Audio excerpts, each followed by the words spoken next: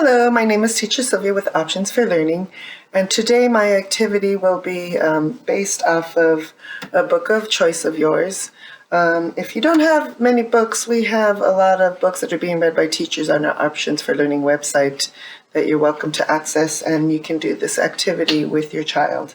So what you'll need is a book, read a favorite story of your child's, some paper, some index cards, and something to write with. So what we're really doing is we're going to be focusing on comprehension of age-appropriate texts. So when you read a story to your child, you read together, can your child tell you who the characters are in the story, and do they understand the main events in the story? And we could break that down with the beginning of the story, the middle of the story, and the end.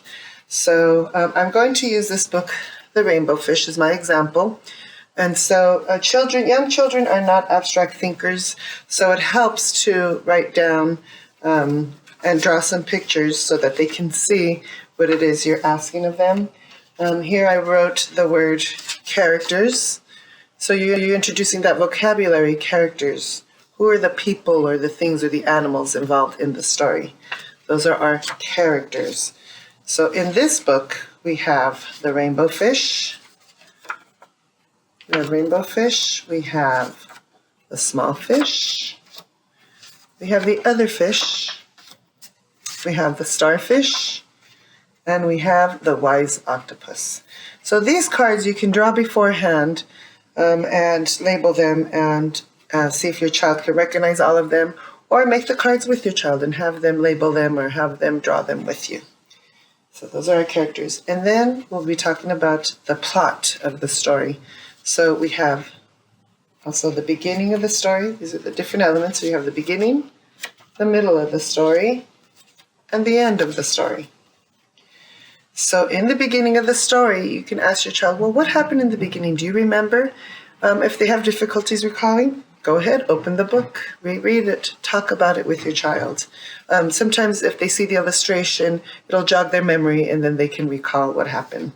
Or you may have to read the book a few times for them to understand. And that's usual. That's typical for a lot of kids. They need to hear it several times. So in the beginning, we had our rainbow fish. And the small fish asked the rainbow fish for one of his glittery scales. And he told him no. So off the little fish swam away. So in the middle of the story, the starfish suggested to rainbow fish to seek out the wise octopus for advice. And the advice that the wise octopus gave the rainbow fish was to share his scales, and then he would see what the results of sharing would be. And then at the end of the story, the rainbow fish shared his scale with all the other fish. And here he had friends now, and he felt a new feeling, that new feeling of sharing with others, and that felt good. He felt happy to be part of the other fish and happy to make others happy. So those are the different parts of your story. So you can do that with any story.